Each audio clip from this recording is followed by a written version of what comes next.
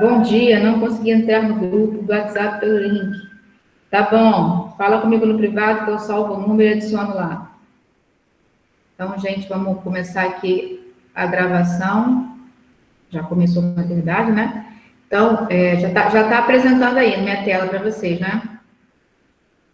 Espero que sim. Eu não consigo mais ver o chat, né? Agora alguém vai ter que abrir o microfone e falar comigo. Sim, Informação. professora, tá transmitindo. Tá aparecendo? Tá, Sim, professora. senhora. Beleza. Então, informações importantes, né? Isso daqui tudo, né, são as formas que a gente tem para se comunicar, para estudar, né, e para tirar o aprendizado desse período, né? Então, a primeira coisa importante é que todo mundo verifique se tem acesso lá no SIGA, né, que é o nosso ambiente virtual de ensino e aprendizagem oficial, né? Então, lá tem tudo que eu colocar no Google Classroom vai estar no SIGA, né? É a nossa plataforma oficial, né? No Classroom também, né? Porém, é acessório. O Google Meet é importantíssimo para a gente, porque a gente vai se encontrar toda semana por aqui. E algo importante aqui é a questão do Google Agenda, né? Então, alguns acho que não sabem ou não aceitaram o convite. Como é que a gente faz? Quando tu abre a guia aqui do Google, nesses pontinhos, você tem como acessar a sua agenda. Se você aceitou, né, o convite para o evento que eu te mandei, né, que evento é esse? Justamente as aulas toda terça-feira. Então, vejam aqui, dia 20 é hoje, né? Como eu já fiz o agendamento de todas as aulas, clicando no evento, eu tenho aqui como entrar diretamente, né, sem me preocupar qual é o link e tudo mais. Tá? Então, assim, seria muito importante que todos vocês, né, verificassem aí o e-mail, aceitassem o convite, né, para que já fique na agenda de vocês. E aí, né, meia hora antes dá aquele avisozinho básico, 15 minutinhos antes aquele avisozinho básico, e o melhor de tudo é você diretamente clicar aqui e já entrar na videoconferência do Google Meet, tá? Então, é só entrar na página do Google, né, e acessar aqui pelos aplicativos o Google Agenda. Se você aceitou o convite, já está tudo lá, tá? Não precisa se preocupar em ficar perguntando do link, já vai estar tudo na sua agenda, tá? Formas de falar comigo, né? Quem é mais conservador pode vir pelo e-mail institucional, né? E dependendo do assunto, se for algo, não sei, mais sério, que você queira deixar registrado de maneira oficial, né? Manda por e-mail para mim. Se não, pode ser pelo Zap, né? Que é o nosso meio de comunicação real. Eu não tenho problema nenhum, né, em comunicar pelo Zap, em receber no privado ou no grupo, né? Então, eu posto avaliação no SIGA, posto no Zap, posto no Google, né? Não tem por que, nesse momento, a gente ter hipocrisia e formalidade, né? As avaliações de vocês são exercícios, né? São formas de vocês avaliarem aí o entendimento de vocês, né? E a nota acaba sendo uma consequência, mas não tem por que ter hipocrisia aqui de que não vai colar, né, que a prova tem que ser cadernosa, isso, aquilo, outro, não faz sentido nenhum. Né? O momento aqui é a gente tentar ver alguma coisa do que seria feito em laboratório, né, e aí relembrar esses conceitos teóricos, né, fazer debate, fazer questões sobre isso e, no final, gerar uma nota. Né? Esse é o mundo real. O nosso planejamento, né, já está em ambos os ambientes virtuais de ensino e aprendizagem. Então, aqui, ó, no SIGA está o planejamento, né? E na salinha do Google Classroom também, ó, a apresentação da disciplina, né? Tem até ele aqui aberto, né? O plano da disciplina, né? Tá lá no site, né? A gente, como professor, manda para o Ivanilton e ele coloca no site. Então, o que nós vamos abordar, né, é o que a gente abordaria presencialmente, mas não no laboratório, né? Então, nessa disciplina físico-química experimental, a gente vê, né, experimentos relativos ao que já foi estudado em Físico-Química 1, né? Em Físico-Química 1 são esses 3 tópicos principais: gases, termodinâmica e equilíbrio químico. E também ver experimentos relativos à Físico-Química 2, né? Alguns alunos já fizeram, alguns estão fazendo ao mesmo tempo que é experimental. Né? O fato é que veremos, né, um pouquinho da teoria e vídeos de experimentos sobre esses 4 tópicos de Física 2. Equilíbrio físico, né, ou equilíbrio de fases, como costumam falar, fenômenos de superfície, eletroquímica e cinética química. Esse é o conteúdo, né? E o planejamento para execução, né, vocês também têm lá. né? Então, a cada aula a gente vê, né, um pouco da teoria de uma das práticas que faríamos presencialmente, né? Foi assim que eu achei que seria legal de escrever, né? Então, práticazinha de gases, uma práticazinha de calorimetria, uma práticazinha de conjuntos de equilíbrio, e aí vejam, né, no dia 3, né, eu vou vou divulgar uma avaliação relativa a essas 3 aulas, né, gases, calorimetria e conjuntos de equilíbrio, e na semana seguinte, né, vocês vão ter o horário de 9 a meio-dia para finalizar essa avaliação, né, podendo me perguntar, né, podendo estar em contato comigo durante esse momento de 9 a meio-dia, né, para entregar meio-dia, sendo que vocês já vão estar com esse material na mão há uma semana. Então, de repente, você pega no dia 3, dia 4 já começa a dar uma olhada, né? Poxa, o grupo é de 5 pessoas, cada um já vai dando uma olhada, para no dia 10 aqui, entre 9 e meio-dia, vocês estarem finalizando, né, podendo me consultar também. E meio-dia me entregar para eu poder corrigir e ver aí como é que vai ficar a nota de cada um. Tá? Então, importante, né? Grupo de 5 alunos, conforme está destacado aqui, e vocês vão se dividir em grupos de 5 alunos, sendo que tem que me entregar a relação dos grupos aqui, ó, até o dia 3/8, tá? E aí, uma vez escolhido esse grupo de 5 alunos, não vai mudar mais. Serão 3 avaliações, é isso? Isso, 3 avaliações, e a nota final parcial vai ser a média simples dessas 3, né? Vou somar as 3 e dividir por 3. Mais o que, né? Então, também tem um canal no YouTube, né, com materiais de apoio. Lá eu tenho, né, um material dividido em playlists, né, Físico-Química 1, Físico-Química Básica, porque período passado eu atuei no técnico, esse período vou atuar de novo, Físico-Química 3, e experimental tem pouca coisa, né, porque no período passado nem teve, foi aberto excepcionalmente para um aluno que precisava se formar, né, e aí o trabalho que eu fiz com ele foi, né, bem diferenciado, de forma que eu só tenho, por enquanto, né, essas 2 videoaulas de Físico-Química Experimental. Mas, né, eu trabalho com vídeos, né, que eu já tenho na internet, e daqui a uns 15 dias eu vou começar a ir para o laboratório gravar também alguma coisa para vocês, para aumentar essa playlist aqui, tá? Então, era isso, né, de coisas importantes que eu tinha que ter falado lá passada e não falei. Tem alguém querendo entrar, né? Vamos dar uma olhada aqui na enquete. Então, 19 pessoas responderam, né? A Júlia Rosa não conseguiu acessar ainda. Está aí, Júlia Rosa? Não conseguiu acessar os materiais que eu mandei, né? Qualquer coisa depois então procura no privado, né? A pergunta foi se você já se inteirou, né? Já entrou na sala de aula virtual, já entrou no Siga, já buscou os materiais, né? É isso que eu preciso saber nesse primeiro momento, por isso diagnóstico 1, tá? Mas qualquer coisa é só entrar em contato no privado. Fechei, esse zap eu vou fechar para não me atrapalhar. E vamos então para o que eu tenho para falar em relação a gases, né? Então, como vocês viram ali, né, a gente vai abordar experimentos de Físico-Química 1, de Físico-Química 2, e Físico-Química 1, a primeira coisa que vocês começam estudando é justamente os gases, né?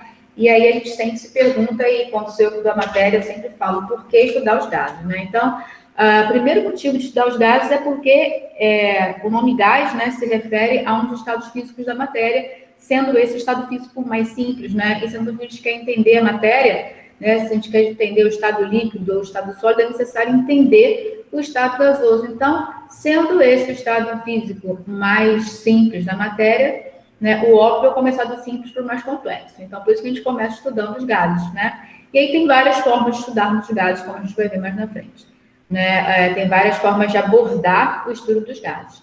Outro motivo também pelo qual a gente estuda os gases é justamente por conta da sua aplicação, né? Então, eu tenho, né, os gases funcionando aí como combustíveis, nós temos aí o produto da combustão de outros combustíveis, né, sendo produtos gasosos, né, que acabam fazendo, então, a movimentação de motores.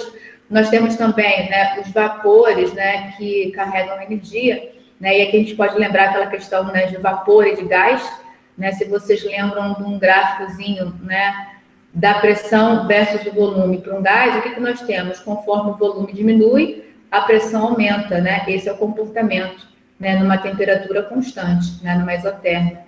Em temperaturas mais baixas, o que acontece? Né, conforme o volume diminui, começa a acontecer, não é, a formação do estado líquido, e aí, uma vez que eu tenho somente estado líquido, qualquer compressão leva a um aumento muito brusco de pressão.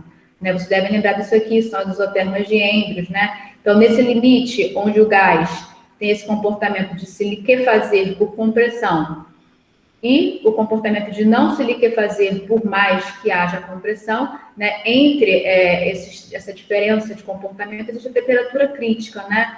Enfim, não vou entrar nisso agora, né? Vocês já viram isso, não é o objetivo. Eu só estou falando isso aqui para lembrar vocês da terminologia gás e vapor. Né? Um gás, né, nessa temperatura T1, né, é denominado como gás pura e simplesmente. Né? Porque por mais que ocorra compressão, esse gás não se liquefaz, justamente porque a temperatura é muito alta. Então, existe um efeito, né, de compressão que levaria à liquefação, mas um efeito cinético que não permite que isso ocorra. Né? A temperatura é tão elevada que, por mais que se comprima, o gás não se liquefaz. Diferentemente do gás nessa temperatura T2, que, conforme é comprimido, pode sim entrar nessa zona aqui onde a pressão não muda, justamente porque se entra no equilíbrio líquido-vapor. Tá? Então, um gás nessa temperatura T2, né, é mais corretamente denominado como vapor, né? Porque nessa temperatura T2 existe a possibilidade de liquefazer esse gás por compressão, tá? Então, gás, quando não dá para liquefazer por compressão. Vapor, quando dá para liquefazer por compressão, obviamente numa certa temperatura. Né? Então, gás a gente estuda porque é o estado físico mais simples, porque tem algumas aplicações, então por isso a gente estuda os gases, né? Nós temos duas formas de estudar os gases, né? Visando uma compreensão a nível molecular ou visando uma compreensão a nível macroscópico, né? Então, se eu quero compreender as interações intermoleculares, né, entre os constituintes de uma amostra gasosa, né, com qual objetivo, né, tentar verificar algum... Tem que parar. Tá vendo por que nem sempre disponibiliza a aula? Porque fica nesse negócio, tá vendo? De ter que parar e voltar. Então, acho que não fica bom. Mas, voltemos. Tá.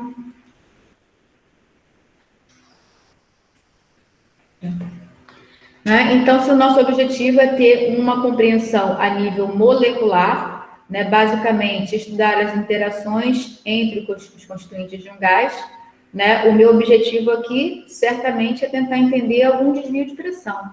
Né? Eu tenho uma massa de gás num certo volume, com uma certa temperatura, e isso fornece para mim uma pressão sobre as paredes do recipiente. Essa pressão exercida é função dos tipos de interação existentes entre as moléculas do gás. Se as interações são fortes, né, essa pressão ela é um pouco menor do que no caso onde eu tenho um gás, onde as interações são fracas. Né? Se as interações são fortes, as moléculas estão interagindo entre elas, né, e pouco elas colidem com a parede do recipiente, digamos assim. Né? Já que as interações são fracas, né, a movimentação é mais caótica aqui dentro e a pressão, não que seja mais caótica, né, porque isso é uma medida de temperatura, mas a movimentação, né, permite, né, uma quantidade maior de choques com a parede e a pressão acaba sendo mais alta.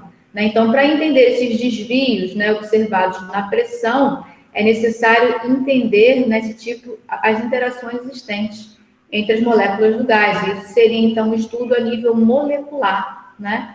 E uma outra vertente é ter uma compreensão, né, a nível macroscópico mais quantitativa, né, onde o nosso objetivo é ter relações entre variáveis observáveis, né, tais como volume, pressão e temperatura.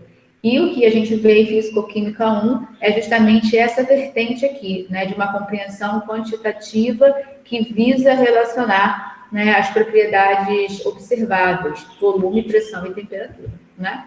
E aí, nesse sentido, né, a gente entra para estudar as chamadas equações de estado. Né? São justamente equações que relacionam para uma certa massa de gás o volume, a pressão e a temperatura. Com qual objetivo isso? Fazer previsões. Né? Então, se eu tenho um determinado volume fixo e uma temperatura controlada, né, qual é a pressão exercida naquele recipiente? Eu posso, ao invés de utilizar uma medição, fazer uma previsão por meio de uma equação de estado. É claro que no mundo real isso não é feito, né? Não tem dificuldade nenhuma de botar um medidor de pressão ali, né, e ver qual é a pressão do recipiente. Ninguém fica calculando pressão, volume e temperatura no mundo real, né? Mas as equações de estado, né, dos gases, né, elas são importantes porque elas permitem modelar estados físicos mais complexos, como os líquidos e os sólidos. Então, o entendimento do estado gasoso é necessário para gerar equações que sejam pontos de partida para outros estados físicos, né, com relevância ou com mais complexidade, tá?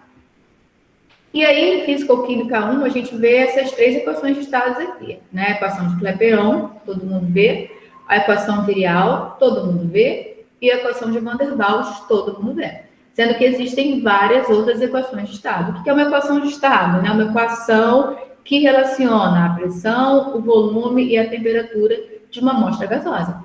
Essa equação pode ter qualquer formato, eu posso propor qualquer coisa, só que ela vai ter validade a partir do momento que os resultados, né, estimados sejam próximos aos valores medidos, né? E aí isso vai me dar confiança, né, em utilizar a equação para outras condições de pressão, temperatura e volume, tá? E aí o nosso foco em Físico-Química 1 acaba sendo, né, a equação de Clapeyron, a equação dos gases ideais, e esse experimento, né, o experimento que faríamos no laboratório, também é um experimento onde a gente vai utilizar a equação de Clapeyron, e o vídeo que eu consegui é praticamente o experimento que a gente faria no laboratório, tá? Equação de Clapeyron, todo mundo lembra, né? PV igual a nRT, todo mundo vê no ensino médio, todo mundo vê em Química Geral, todo mundo vê no início de Físico-Química 1. Né? Uma equação de estado com formato bem simples, né? Que foi obtida levando em consideração vários experimentos, né? Onde cientistas fizeram avaliações, né, do comportamento da pressão em função do volume para uma temperatura fixa, né, fizeram a avaliação do comportamento do volume com a temperatura numa pressão fixa, né, fizeram a avaliação do volume em função da massa, né, com temperatura e pressão fixas, né? Então, a partir dessas leis empíricas, né, desses experimentos que levaram, né, à proposição de leis, né, foi feita a fusão, né, para a obtenção dessa equação de estado mais simples, pioneira, chamada equação dos gases ideais, equação de Clapeyron, né? E aí outra coisa, né? Por que o nome gases ideais, né? A gente observa aqui que nessa equação existe um grande problema, né? Se a gente isola o volume aqui, né? Então volume é igual a nRT sobre P, certo? Se a pressão aumenta muito, o que acontece? Esse volume vai a zero, né? Da mesma forma, se a temperatura, né, tende a 0 Kelvin, esse volume vai a zero, né? Então, essa equação aqui, ela tem essas limitações. Em pressões muito altas e temperaturas muito baixas, ela começa a prever valores de volume que se distanciam muito do valor experimental, né? De modo que dá problema, né? Não dá para usar essa equação em pressão alta e temperatura baixa. De modo que a única coisa que obedeceria essa equação aqui em qualquer intervalo de pressão e temperatura, né, seria um estado físico hipotético, né, que foi chamado de gás ideal, que não tem volume e que não tem interação. Né? A única forma de algo chegar, né, em volume zero é se as partículas desse algo, né, não tiverem volume. E da mesma forma, para que a temperatura baixe e esse volume vá a zero, é porque não tem interação nenhuma. Né? Porque o natural é conforme a temperatura diminui, as interações vão aumentando, né? E o estado físico vai mudando. Só que essa equação não prevê nada disso, né? De modo que alguma coisa que seguisse isso exatamente, né, não teria volume e nem interação. É algo irreal, é algo ideal. Por isso o nome equação dos gases ideais, né? Mas isso não desabona a equação, não, né? Porque as propriedades macroscópicas de vários gases podem ser previstas a partir dessa equação, tá? Por mais que essa equação, né, venha de um modelo irreal, ideal, hipotético, né, a relação matemática é útil, né, para fazer a previsão das propriedades de vários gases, né, em condições que não sejam extremas, né, de temperatura super baixa e de pressão super alta.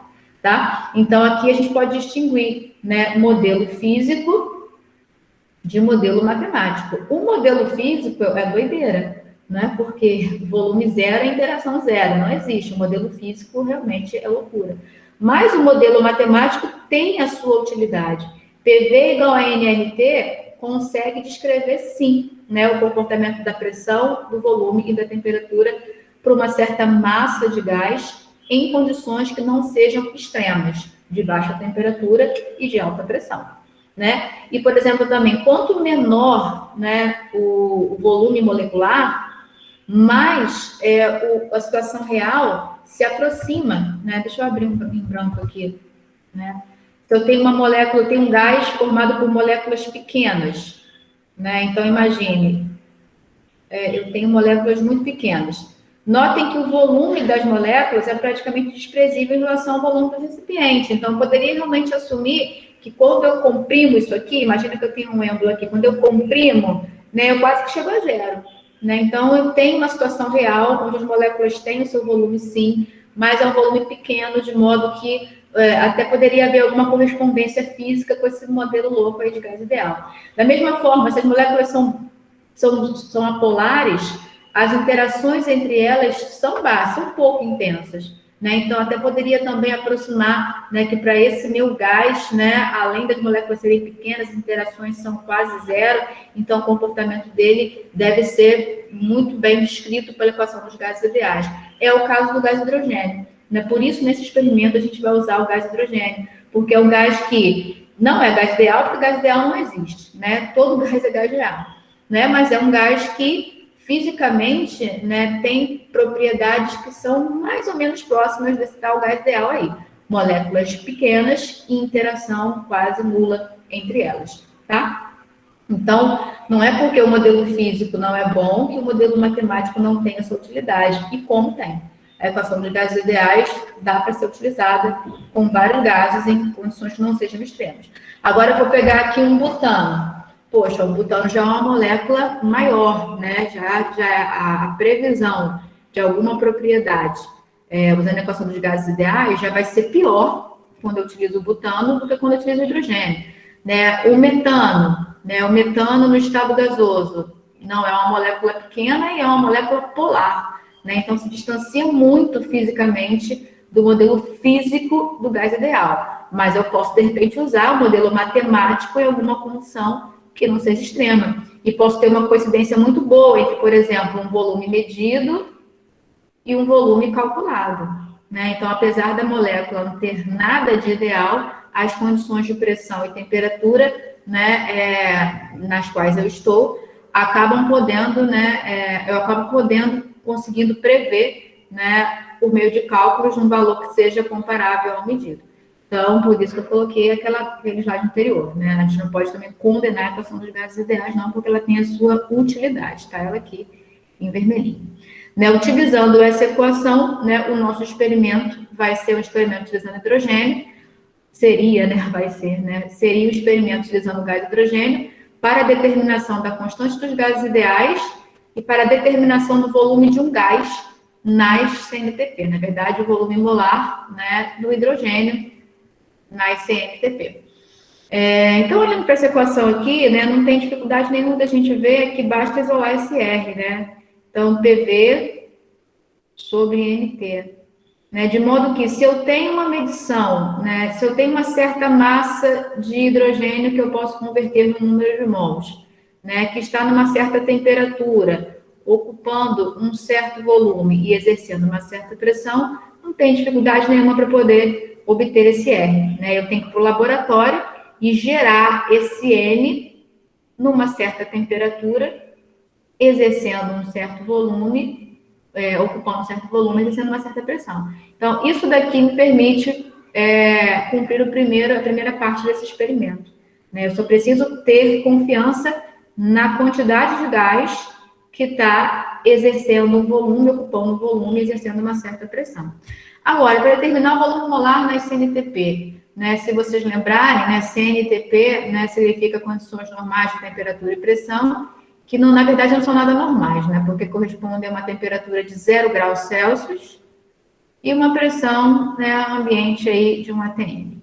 Né? Esse zero não é nada normal, mas se usa, né, se utiliza CNTP para definir essa condição de temperatura e pressão. Pergunto a vocês, nessa parte aqui, né, eu posso ter uma temperatura qualquer para uma certa massa que ocupa um volume e exerce uma pressão, isso vai me dar o R. Eu não preciso estar aqui a 0 grau, a 25 graus, não preciso estar em temperatura especificada nenhuma. Eu só tenho que conseguir medir para uma certa massa esses 3 valores e eu obtenho o R. Eu posso, por exemplo, né, trabalhar com 10 experimentos onde a mesma massa, né, foi posta em temperaturas diferentes. Né? Isso vai fazer com que ela ocupe volumes diferentes e exerça pressões diferentes. Eu teria 10 experimentos obtendo ali 10 valores de R próximos. Né? Não serão iguais, porque sempre tem um erro no experimento. Né? Mas R é uma constante. Eu não tenho como fazer 10 experimentos para achar o R e achar 10 valores de R, não. Né? Se isso acontecer, tem alguma coisa errada no meu experimento. R é uma constante, tá? Então, essa parte aqui é tranquila. Agora, eu pergunto a vocês, como é que eu vou determinar o volume nessa tal condição normal de temperatura e pressão? Como? Se eu não vou conseguir botar o gás a 0 graus Celsius, né? Como é que eu vou achar esse R? Como é que eu vou achar, né, esse volume? Né? Deixa eu limpar essa tela. O que eu estou querendo dizer é isso aqui.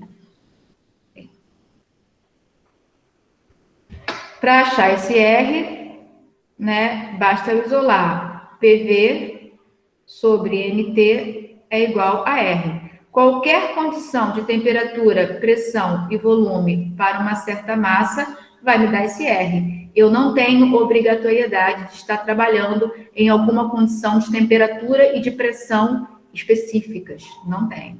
Agora, no segundo objetivo do nosso experimento, o segundo é a determinação do volume molar no CNTP. Né? Então, eu estou querendo calcular o volume de 1 mol de gás a 0 grau Celsius e 1 atm. Né? Como é que eu vou fazer isso? Né? Eu teria que colocar o gás nessa condição para fazer a determinação desse volume experimentalmente. Mas isso não dá para fazer. Né? Porém, é possível utilizar o que se chama relação entre estados. Né? Novamente, deixa eu limpar a tela.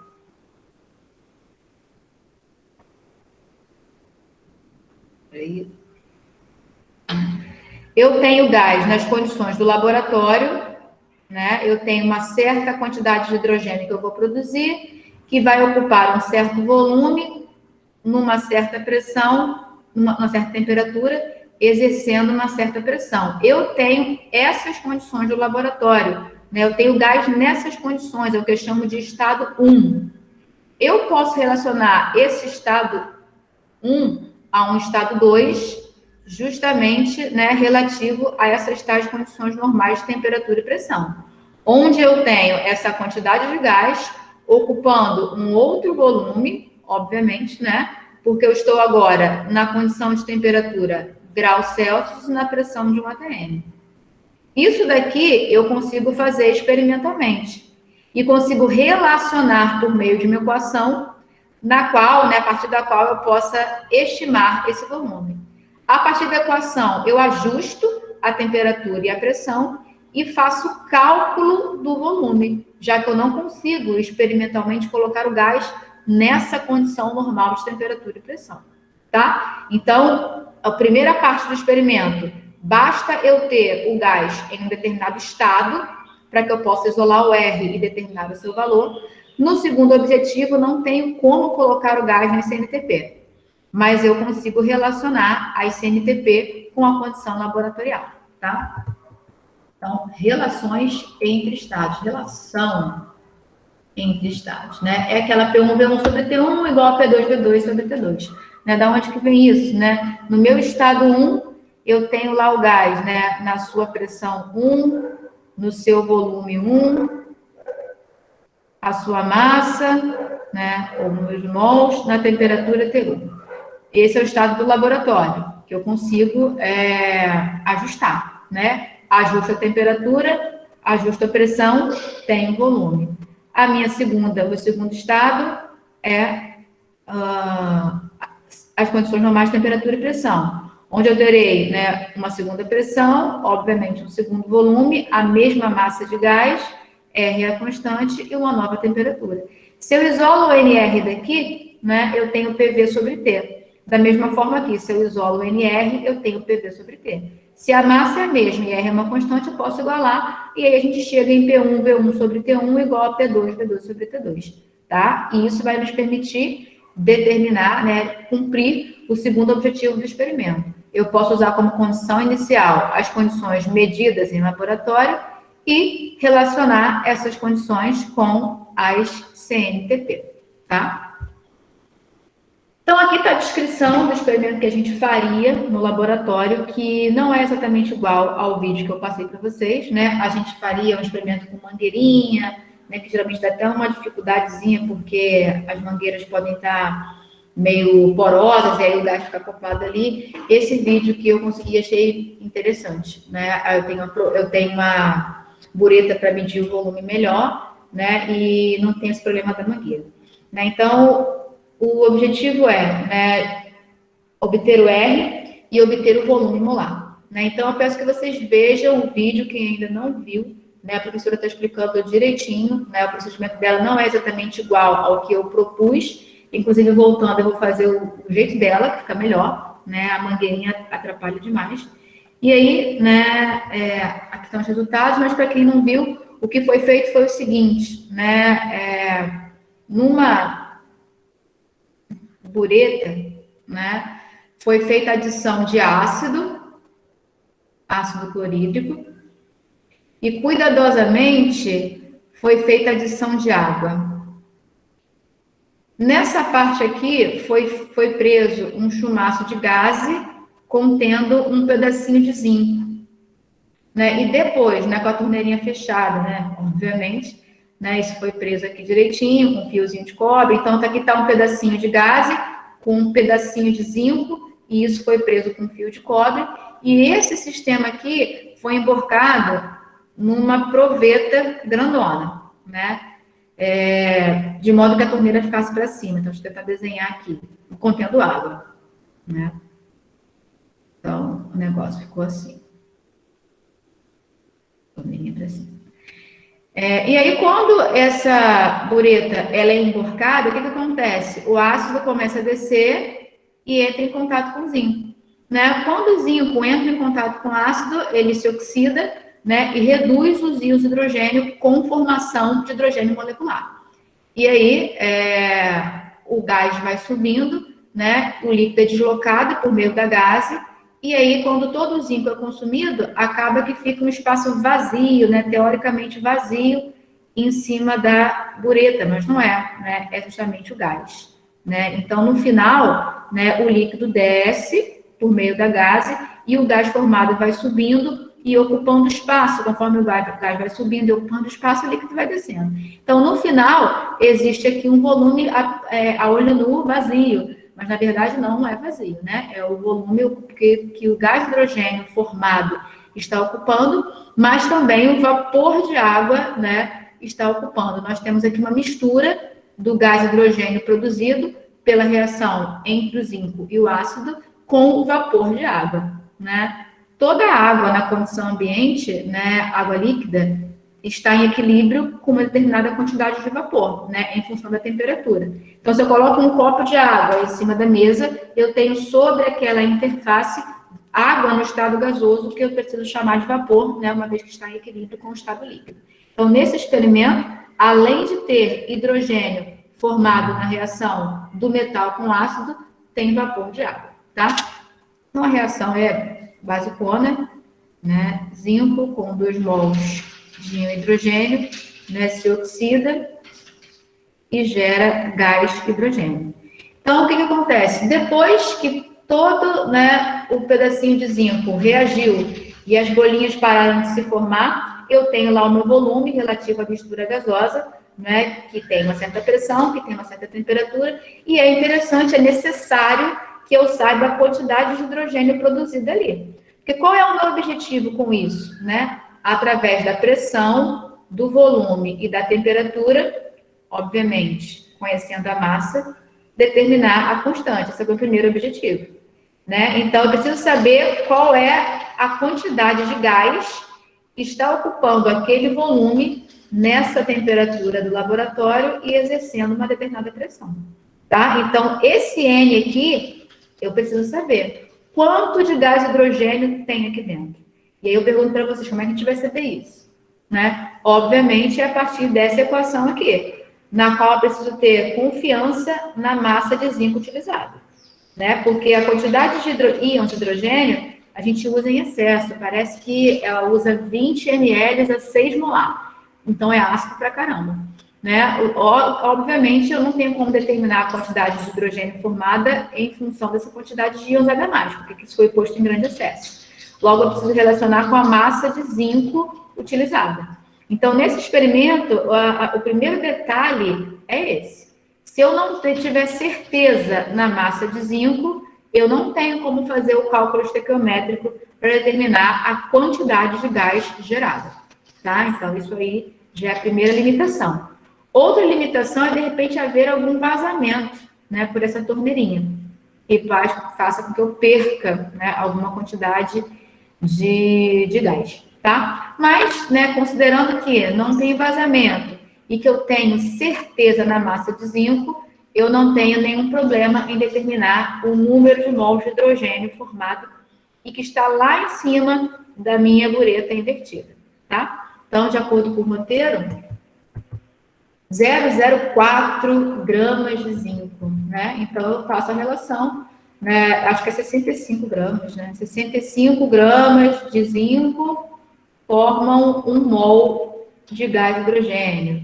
0,04 gramas, que foi o que eu utilizei, fornece quantos mols, tá? Então, eu já sei esse N, que é o número de mols de gás hidrogênio gerado no meu experimento, ocupando esse volume aqui, junto com o vapor d'água, tá? Então, na primeira parte, né, é isso aqui que eu tenho que ter.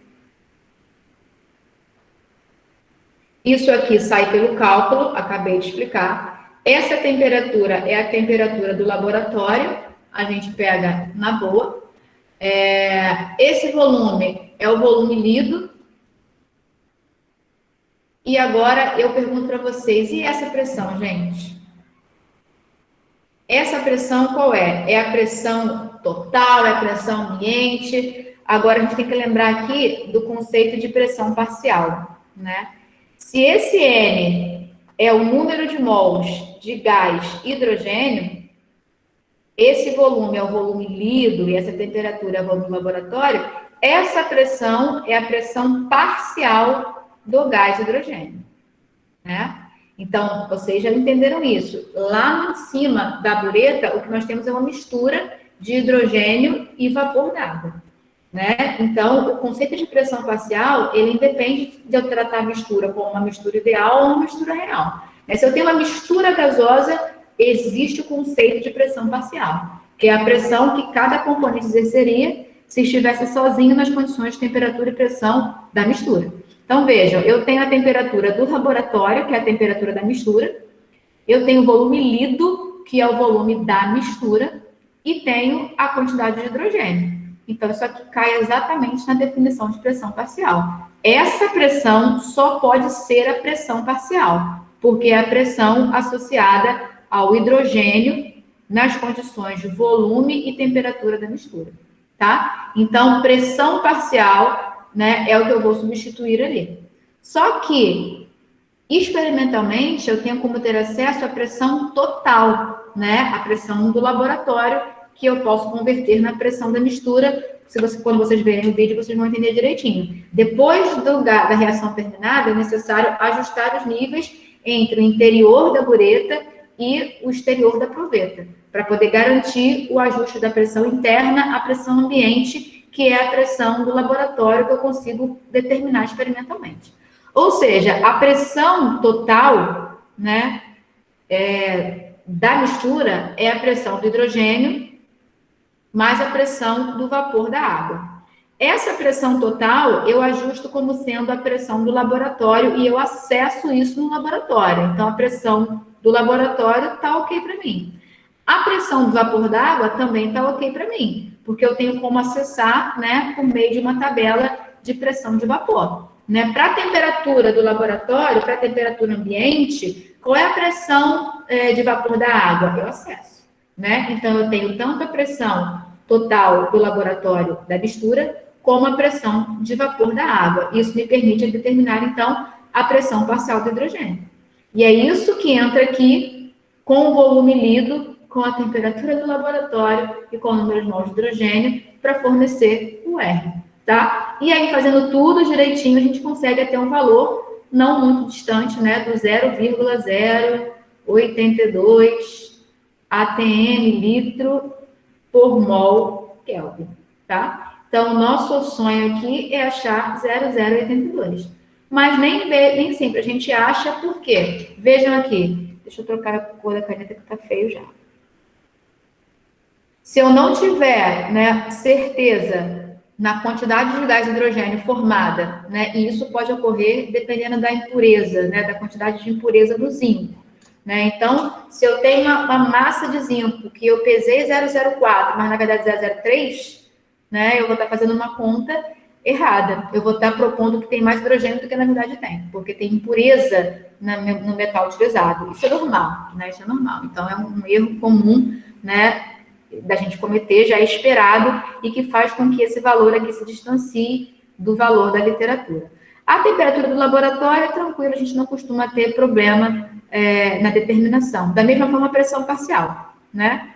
Se a gente ajusta direitinho os níveis, né, no interior e no exterior, né, e tem um barômetro, né, tem acesso à pressão ambiente, né, através de qualquer site, de qualquer handbook, a gente determina a pressão de vapor, e isso daqui não é problema para a gente.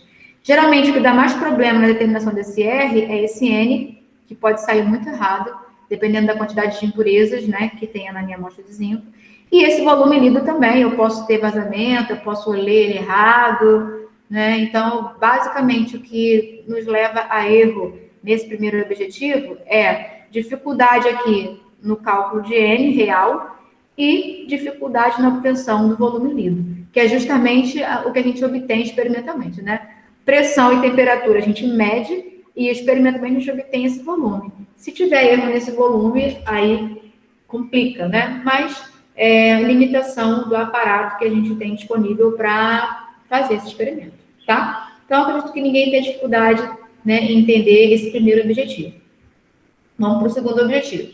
Então, no segundo objetivo, nós queremos o volume de 1 mol de hidrogênio em condições normais de temperatura e pressão. Se eu pudesse jogar esse hidrogênio para 0 graus Celsius e forçar a pressão a ser 1, eu leria, né, eu obteria experimentalmente esse V. Mas eu não tenho como fazer isso, então eu faço relação entre estados. Eu relaciono o estado que eu tenho no laboratório com esse estado das CNTP, né? Então, eu tenho NR igual a NR, igual eu passei antes para vocês, né? Então, isso daqui é a pressão do hidrogênio, pressão parcial do hidrogênio no laboratório, volume lido sobre temperatura do laboratório. Isso aqui é o NR do estado do laboratório. Isso é igual, né, a pressão do hidrogênio nas CNTP, volume do hidrogênio nas CNTP sobre a temperatura nas CNTP. Vou colocar em vermelho. Então, isso aqui a gente já obteve no primeiro experimento, no primeiro objetivo.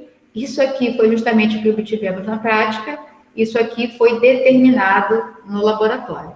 Isso daqui é o que eu quero, o volume de hidrogênio na CNTP, a pressão na CNTP 1 atm, a temperatura na CNTP 273 Kelvin.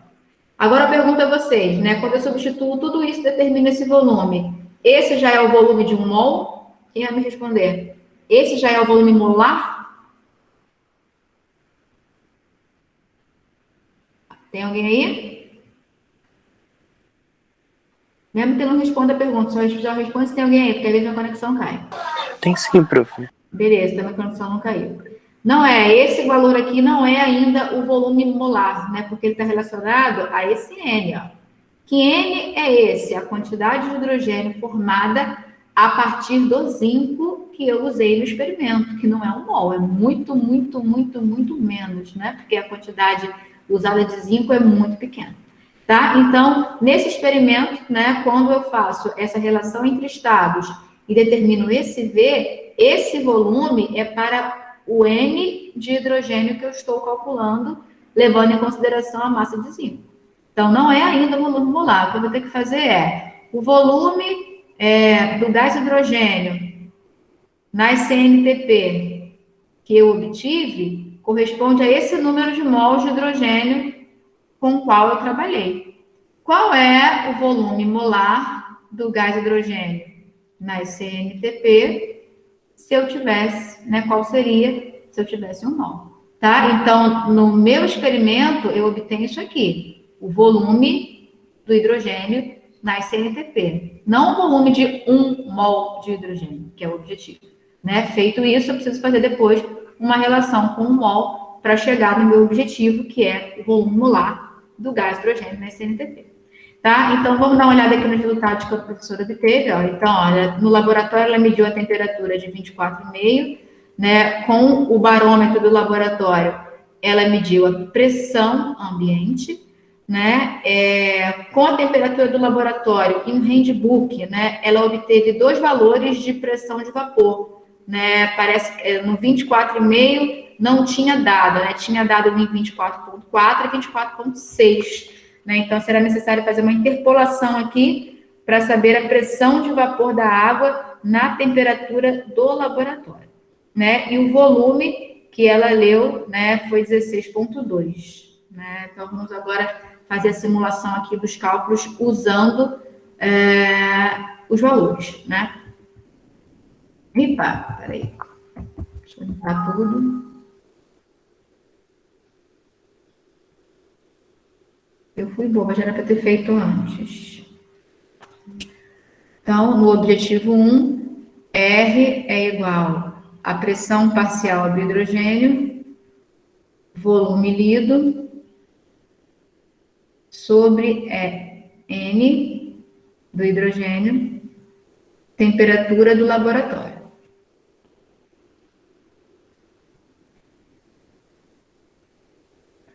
Pressão parcial do hidrogênio é a pressão do laboratório menos a pressão do vapor d'água, pressão de vapor de água. Nessa parte aqui, um detalhezinho importante, não sei se vocês sabem fazer, né, interpolação. Ela tem, deixa eu ver aqui, ó, 24,4, né, a gente pode montar até um gráficozinho para isso. Então, ela teve 2 valores, né? Pressão de vapor da água em função da temperatura. Ela teve 24,4 e 24,6.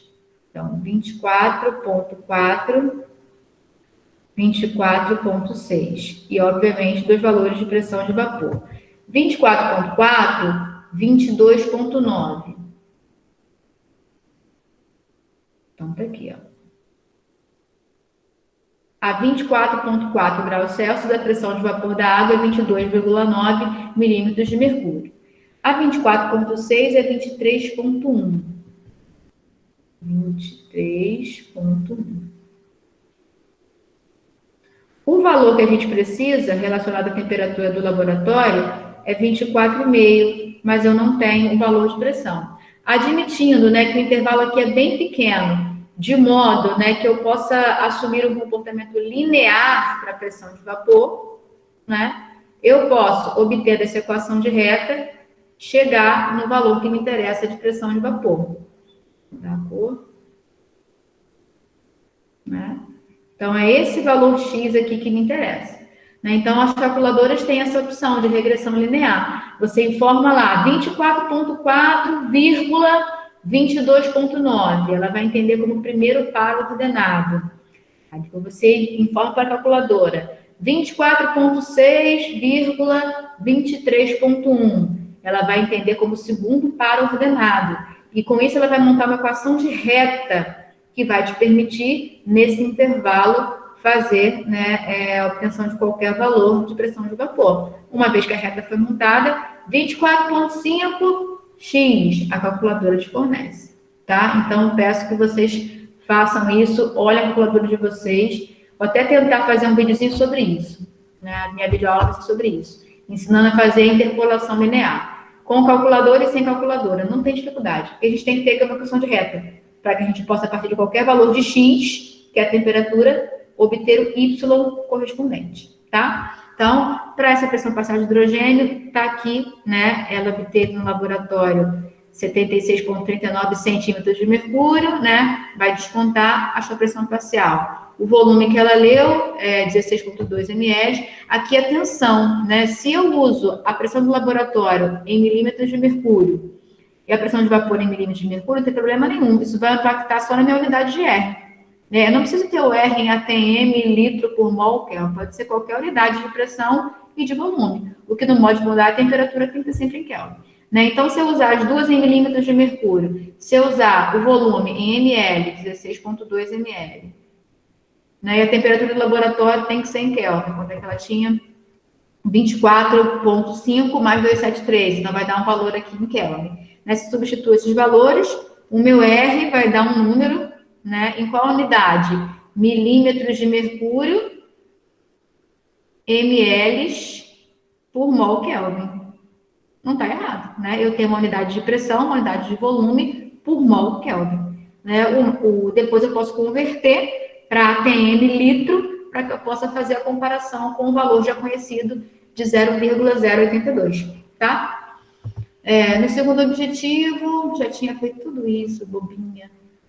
Não tem coisa de novo não, gente, porque é a mesma coisa que eu fiz antes, a diferença agora é que a gente vai botar os valores, né, conforme ela colocou no vídeo, bons cálculos e boa prática, né? Essa parte aí vocês podem fazer. Então, gente, o que acontece? Essa prática é muito simples, né? Então, o que pode cair numa avaliação sobre ela? Justamente os cálculos, né? Uma simulação de uma triplicata, né? É claro que isso daqui, no experimento, ela mostra a realização apenas uma vez. Mas a gente sabe muito bem que não dá para fazer, né, as coisas em laboratório só uma vez, né? Não é confiável fazer, né, as coisas em laboratório só uma vez. Deixa eu voltar para cá. Então, na avaliação de vocês, né, que vai compreender alguma coisa relativa a esse primeiro experimento, o que pode acontecer é isso, né? Eu dou lá a simulação, né, de um grupo que realiza o experimento 3 vezes, né, e encontra 3 valores de volume, né, e eu posso destacar que o grupo identifica um vazamento, ou que o grupo pesou uma massa pegou o zinco e lixou antes para poder tirar alguma impureza, outro grupo não fez isso. Ou seja, né, é muito limitado, né? Esse experimento ele é muito limitado, porém também fazer experimentos com gases não é fácil, porque é preciso ter um controle de volume, principalmente, e de temperatura, né? É preciso ter banho termostatizado funcionando e recipientes, né, que não tenham vazamento. Então, a gente acaba ficando muito limitado e faz um experimento simplesinho como esse, mas a gente consegue ilustrar, né? Mesmo com simplicidade, com erros, os resultados não ficam muito ruins nesse experimento, não. Então, é isso, né? Agora, o que vocês têm que fazer é ver esse vídeo com atenção, né? E tentar fazer esses cálculos, né? Se fosse o experimento, tá lá, a pessoa pediu o R e o volume molar de hidrogênio no SNTP. Se fosse fazendo os cálculos certinhos com os resultados que eu tenho do vídeo da professora, aonde eu chego, né? Porque fazendo vocês vão ver, né, se tem alguma dificuldade, mas eu creio que não. É um experimento muito simples na execução e nos cálculos.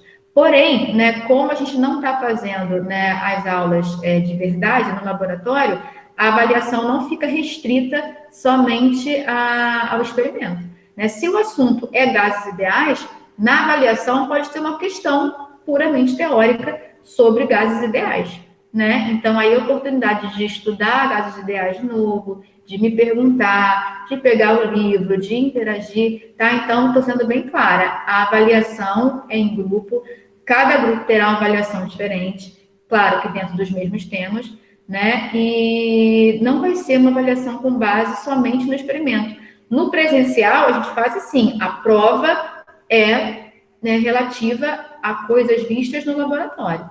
No formato em que nós estamos, não. A prova, claro que vai abranger, né, o que está sendo destacado aqui, que é a simulação da realização de um experimento, mas ela vai abranger gases ideais, tá? Então, como vocês vão ter uma semana, como vocês têm como consultar qualquer fonte, principalmente a mim, isso não vai trazer prejuízo nenhum. Se vocês olharem na avaliação uma questão de gás e falar, caramba, que difícil essa equação de gás ideal, tem uma semana para estudar e me perguntar. Tá? Então, no momento, a nossa avaliação não tem como ser uma avaliação com base simplesmente nos experimentos, porque nós não fizemos experimento nenhum. Né? Então, vai ser uma avaliação sobre gases ideais, abordando esse vídeo do experimento que a gente, teoricamente, faria. Tá? Alguma pergunta, gente?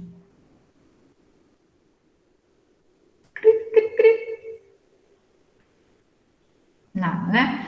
Então é isso, né? Acho que não, professora, não, prof. Beleza. Então, beleza. É o discurso que todo mundo está fazendo, né? É muito, muito triste, né? A gente está fazendo físico-químico experimental dessa forma, mas acredito que vocês estejam mais para o final do curso, né? Então, ou na metade, não sei, já tiveram uma vivência boa e a gente vai, quando retornar, né? Voltar, né? A ter vivências de laboratório, né? Algo que a gente está destacando também é que quando a gente voltar, né? A gente vai oferecer, né, as disciplinas de maneira livre para que vocês possam ter o contato no laboratório. Essa prática de hoje, de fato, ela é muito simples, né? Não traz muito prejuízo você não fazer. Mas a gente vai ter uma prática legal, como a de destilação, que seria, a gente teria, né? E vocês terão o vídeo comigo executando. Mas seria legal se tivessem a oportunidade de fazer, né? Então, no retorno, né? Quem sabe aí vocês ainda estejam lá, ou vocês já se formaram, não sei, a gente pode ver na prática essa coluna de destilação funcionando. Tá, gente? Então, era isso que eu tinha para falar, né? Então, acho que eu vou divulgar, assim, a gravação, não ficou com tanto mico, não.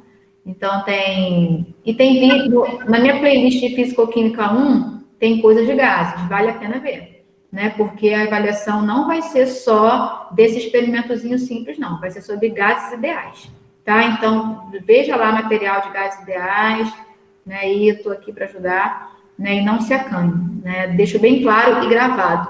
A partir do momento que eu disponibilizar a avaliação, vocês continuam tendo a possibilidade de me perguntar, né? Não tenho por que ser hipócrita, agora não pode perguntar, agora é só vocês e a prova. Não existe isso, tá? Continuarei à disposição, inclusive no dia da entrega da prova, para estar tirando dúvida e ajudando para que vocês entendam e aprendam e tirem nota, tá bom?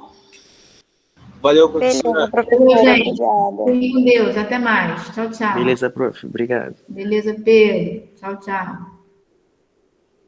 Obrigado. Não há de quê. Deus abençoe. Tchau, tchau. Professora, eu tenho uma dúvida no vídeo. Lembrei de você, Matheus. Tá de cabelo louco. Eu também tava com saudade de você. Peraí, deixa eu parar a gravação aqui. Fala aí, Matheus. Eu espero terminar a gravação.